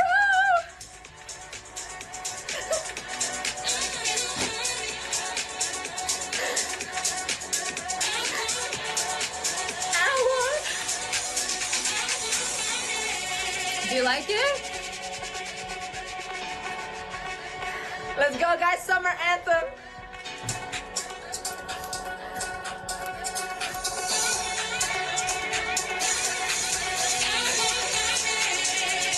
In fact, she often suggests that money is only for herself. She's even said, "Why should I keep working?"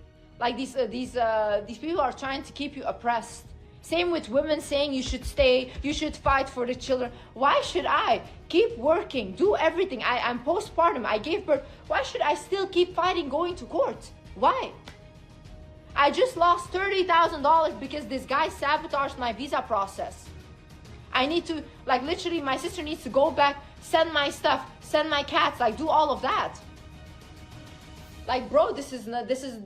Now, we think her behavior is extremely rooted in her childhood and whatever she went through. And we're not here to take sides, but she does seem like the type of person who grew up ensuring she would never be in a position of dependency again, at the same time wanting it because her father didn't do it for her. She's insecure. She's very conscious about looks, and she has definitely had work done, which is not a problem in itself. She's a beautiful woman, but she does appear money-obsessed and materialistic. And perhaps because of her past, she's developed a more selfish mindset. In fact, her sister also appears to be very money-focused, and they're often open about it and very proud of it. They even released a song called "No Money, No Honey." We mean, just look at these two. And even though she's consistently talked about being independent and financially supporting herself, parts of her past have led people online to question that narrative, particularly regarding her time in Dubai. It's believed that she managed her lifestyle by dating successful and rich men. Some people have gone as far as making claims about her involvement in escorting during staying there. However, it's important to note that there's no verified evidence for these allegations, and we can't confirm whether they're true or not, as it goes beyond what's publicly substantiated.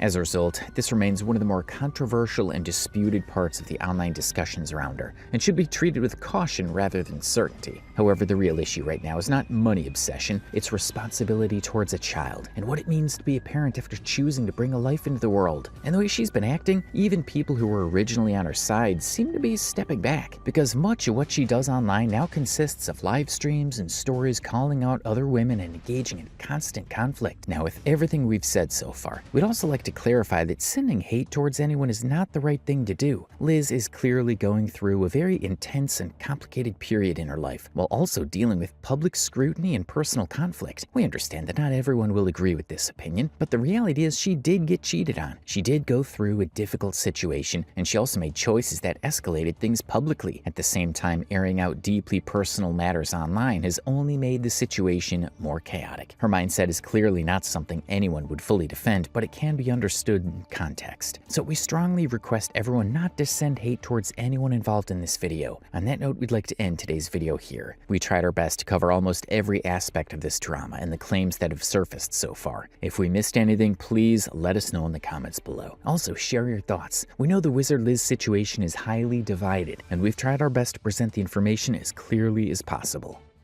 For months, this TikTok couple looked like they had life completely figured out. While most young parents talked about sleepless nights, financial stress, and struggling to balance work and family life, Sabina's videos painted a very different picture. She was a young mother. Her partner was already retired. He helped with the baby. They appeared financially comfortable, and together they seemed to be living the dream. Millions of people couldn't stop watching. Their relationship quickly became one of the most talked about age gap relationships on TikTok, with viewers fascinated by their 25-year age difference and the lifestyle they appeared to have built together. But here's what makes this story so interesting. This same woman who spent months telling people how happy she was would later claim that much of what viewers believed about her life wasn't the full story. This same relationship that helped make her account go viral would eventually become the reason everything fell apart. And today both sides are telling very different versions of what really happened. Today we're looking at the rise and collapse of one of TikTok's most talked about age gap relationships, which started as wholesome family content eventually turned into public accusations, deleted videos, and a messy breakup that left followers wondering what was real and what was carefully staged for views. We're talking about Sabina and Ryan. Sabina was born in 2000, making her 26 years old. Ryan was born in 1975, making him 50 years old. The couple got engaged on August 2nd, 2024. Before meeting Sabina, Ryan had never been married, although he had previously been in a long-term relationship. According to Sabina, that relationship had ended around 7 years before they met. Before her relationship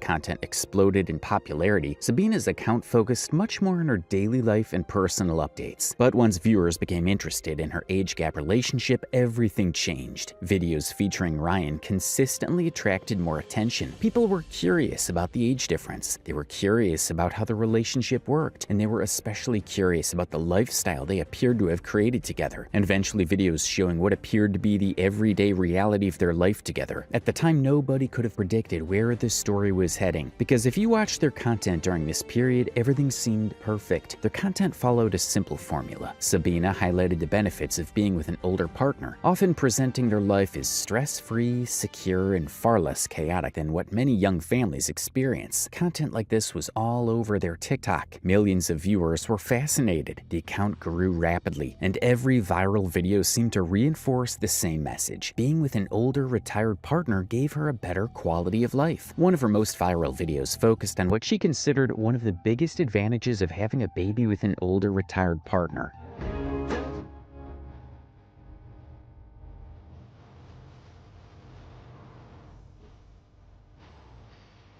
According to Sabina, Ryan would get up with their daughter early in the morning while she slept in. She told viewers that if she wanted to stay in bed until 10 a.m., spend an hour getting ready, go shopping, or simply leave the house for a while, she could do that because Ryan was always home. So our daughter is super clingy. She's like a Velcro baby because she never has to be alone because she always has one of us attending to her at all times. Yes, but she likes being in the high chair.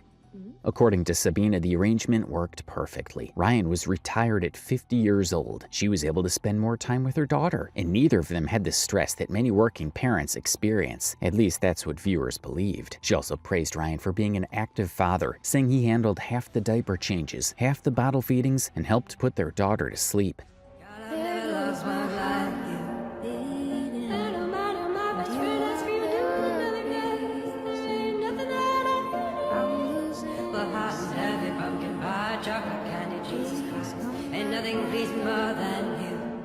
Naturally, videos like these attracted a huge audience. The idea of a young mother living what appeared to be a stress-free lifestyle with a financially established older partner sparked plenty of curiosity online. But it wasn't just the lifestyle that got people talking. Sabina also openly discussed the downsides of being in an age gap relationship. She admitted that people often stared at them in public and sometimes assumed Ryan was her father rather than her partner. She joked about having to adjust to Ryan's early bedtime habits and explained that she struggled to make friends her own age because most people in their neighborhood were closer to Ryan's generation. Despite those challenges, her overall message remained consistent. She repeatedly told followers that she loved her life and couldn't ask for a better situation. Looking back, that statement would become one of the most surprising parts of the entire story, because only a short time later, everything changed. Almost overnight, the content started looking different. The happy couple videos began disappearing. The family content slowed down, and followers started noticing that Ryan was no longer appearing the way he once had. Then came the announcement nobody expected. Sabina had left Ryan. Not only that, she was now suggesting that the relationship followers had been watching for months wasn't nearly as perfect as it seemed. She has since deleted nearly all of the videos featuring Ryan, and now primarily posts about her personal life, healing journey, daily routines, and life as a single mother. The shift was dramatic. A creator whose content had largely revolved around the benefits of her age gap relationship was suddenly building creating content around life after that relationship. When she posted about breaking up with Ryan, it felt completely unexpected. Even now, there are comments from people who don't believe the breakup is real. Some viewers thought it might be a publicity stunt. Others believed there had to be more to the story. And as Sabina began sharing details, the situation quickly became much more complicated. Many followers rallied behind her. Some related her experience to their own relationship. Others praised her for leaving. "I hope you're feeling better. It seems like you've gone through it. Stop. Don't lose sight of how you were treated. You were a comfort, not a priority. Why did you delete all your videos? You sweetheart, ma'am. You're too beautiful to be sad. You got this. Stay together for the kids." And before long, Sabina had gained significant sympathy from a large portion of her audience. At this point, many viewers assumed Sabina had completely moved on. After all, she had publicly criticized the relationship, moved back in with her parents, and was sharing details about the challenges she faced during their life together. But then one small comment surprised a lot of people. Under one of her videos, a follower asked, "Do you still love him?" Instead of saying no, Sabina responded, "Yes, but trying to heal." That short reply caught many people off guard, because despite everything she was revealing, it suggested the emotional side of the breakup was far more complicated than followers initially assumed. It also supported something she had said previously, that she genuinely loved Ryan and had not entered the relationship for financial reasons. For some viewers, that made her story feel more believable. Others argued that it showed how difficult it can be to separate from someone you've built a life and family with. Whatever the case, one thing was becoming clear. The breakup wasn't as simple as people first thought. And then Sabina finally explained her side of the story. At first, many people assumed this was simply another influencer breakup. But according to Sabina, the problems went much deeper. One of the first revelations immediately surprised viewers. Sabina revealed that she and Ryan were never actually married. Although she regularly referred to him as her husband online, she explained that they were only engaged. She said calling him her husband was simply easier than constantly answering questions about why they weren't married yet. I'm going to attempt to kind of film an explanation video for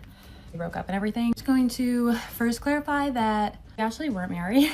He made that up. Just didn't really want all the comments saying, "Oh, he didn't marry you," or whatever. Like, we were engaged, but I just felt like it was easier to say husband than fiance. For many followers, that was the first sign that the image being presented online wasn't entirely accurate, but that was only the beginning. Sabina also addressed one of the biggest accusations she had received throughout the relationship, the idea that she was with Ryan for money. According to her, that couldn't have been further from the truth. She claimed Ryan expected her to pay for many of her own expenses, including personal items, food, school expenses, car payments, and other everyday costs. She also alleged that while she was working full-time, she paid rent to live in the house Ryan owned.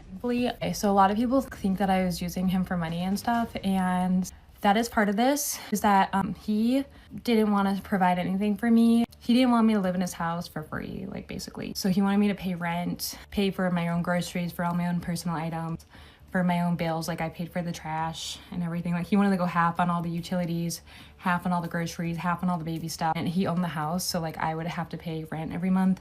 And I did when I was working full time. According to Sabina, things became even more complicated after their daughter was born. She said she stopped paying rent at that point, which allegedly became a major source of conflict between them. Sabina claimed Ryan viewed this as her taking advantage of him financially. Meanwhile, she felt she shouldn't be expected to continue paying rent as the mother of his child. She described money as one of the biggest recurring arguments in the relationship.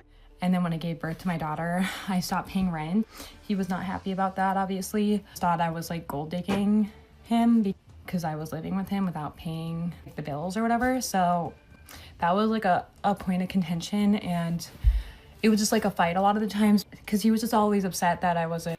But perhaps the most significant revelation involved the image they had built online. For months, followers watched what appeared to be a retired husband, a stay-at-home mom, and a stress-free family life. According to Sabina, that wasn't the full story. She explained that while she spent part of the week at home with her daughter, she was also working multiple jobs and attending school. She claimed she cleaned houses several days per week and also worked as a nanny while continuing her education.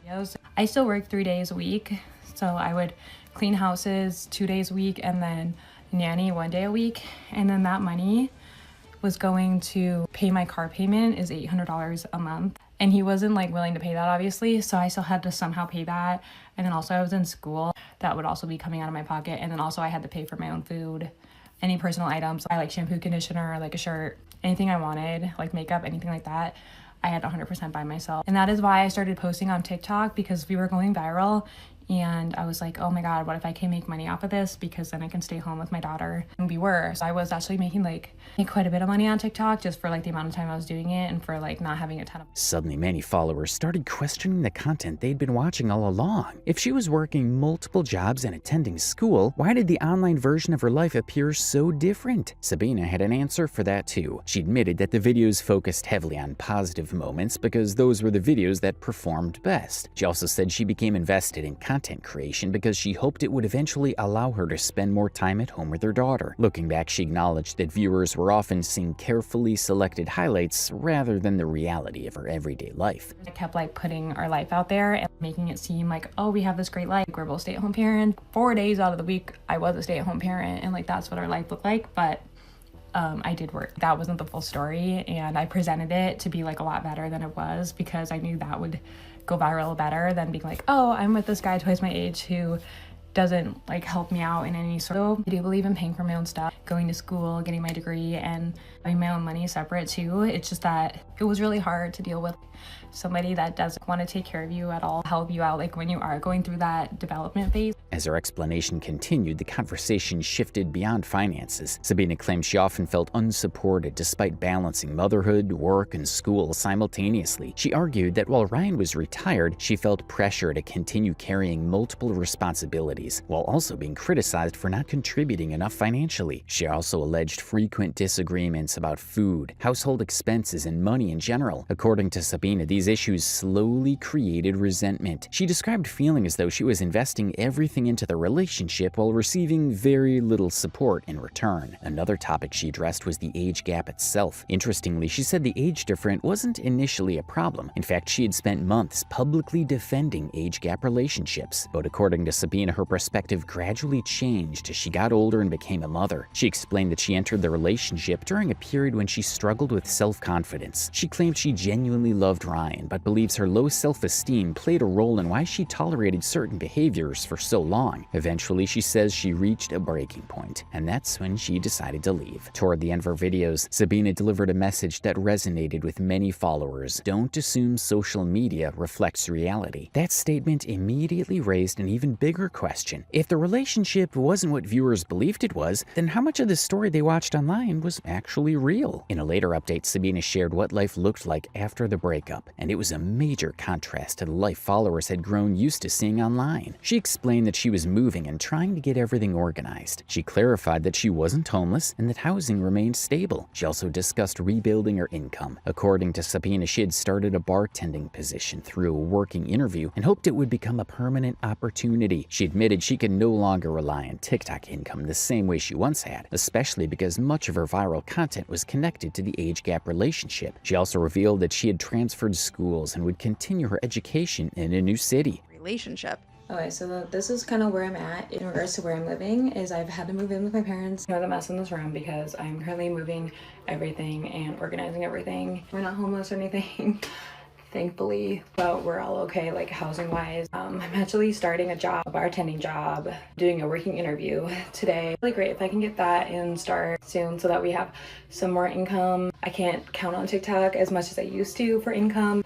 All my videos are going to do as well now that I don't have our age gap to promote. I've also had to transfer schools, so I will be going to school here starting next month with the summer semester. We're still figuring that out. When discussing Ryan, she briefly described him as a high-conflict person and suggested that complications behind the scenes could continue. Sabina shared additional examples of conflict, including criticism she says she experienced during pregnancy and ongoing disagreements about expenses within the home. She further claimed that child support payments had stopped months earlier. Overall, she described the relationship as emotionally and financially draining. Narcissists will always convince themselves that you were cheating on them and that's why you left them. They can take no accountability. My ex is 50 years old, trying to go 50-50 with me, trying not to pay for shit, treating me like shit, treating me like a dog that he wouldn't feed, that he didn't want to house. He used to joke that I could live in this busted ass shed in his backyard. I am the mother of his child. He yelled at me for eating an avocado while I was pregnant because I didn't pay for it. Because he paid for it, I couldn't have it. He used to tell me I should make an OnlyFans so that I could buy him a house on the lake. I found out that the last time he paid child support was 10 months ago. You know what else was 10 months ago? The last month I paid him rent. So I was paying this 50-year-old man's child support. He has the audacity to think that I've been cheating on him, and that's the only reason why I could ever want to leave him. And he can never take any accountability that the reason I don't want to be with him is because who treats another human being like that, let alone someone that they supposedly love and is the mother of their child? I know you're watching this, just like... For a while, Sabina's version of events dominated the conversation. Many viewers believed they finally understood what happened. Then Ryan started responding, and suddenly the story became much less straightforward. Ryan responded in clips that began circulating online, and his version of events painted a very different picture. In one video, he pushed back against the idea that he was responsible for covering every expense. He stated that he wasn't going to pay for someone else's car payments, bills, or school expenses, and reminded viewers that they were not married. The reaction was mixed. Some viewers agreed with his perspective. Others strongly disliked his tone and wording. Hey, sorry I don't like to get used by girls. Oh, there's a deer back there. I'm not gonna be paying some girl's car payment and her bills, her fucking school shit. We're not married. I've already paid enough. And the debate quickly intensified. But then another piece of Ryan's past started attracting attention online. As people searched for more information, some viewers discovered that Ryan had appeared on an old Judge Judy episode years earlier. The case itself had nothing to do with Sabina. However, the clip resurfaced as people attempted to learn more about him. Many viewers pointed out that Judge Judy appeared visibly frustrated during the exchange. Others began discussing the clip across social media platforms, and of course an old TV appearance doesn't prove anything about the current situation, but it added another layer to the conversation, and it fueled even more debate about Ryan's personality and how he handles conflict. People under that Reddit post are also hating on Ryan for being absolutely annoying in real life as well. At this point, this story had evolved far beyond a simple breakup. What began as a viral age gap success story had turned into a public battle over money, responsibility, accountability, and social media authenticity. Sabina's explanation paints a picture of financial pressure, emotional strain, and a relationship that didn't match what followers were seeing online. Ryan's response focuses on personal responsibility, financial boundaries, and frustration with how the story has been presented, and somewhere in the middle sits the truth. The biggest question isn't whether Sabina was completely right or whether Ryan was completely right. The bigger question is how a relationship that looked so perfect online ended up collapsing so publicly. For months, followers believed they were watching proof that age gap relationships could work. Today, many of those same followers aren't even sure which parts of the story were real. And that's probably the most fascinating part of this entire situation. Not the breakup itself, but the possibility that millions of people became invested in a version of reality that may have only existed on a screen. Because social media doesn't show the full story. It shows the version people choose to post. And sometimes the biggest gap isn't the age difference. It's the gap between what's happening online and what's happening in real life.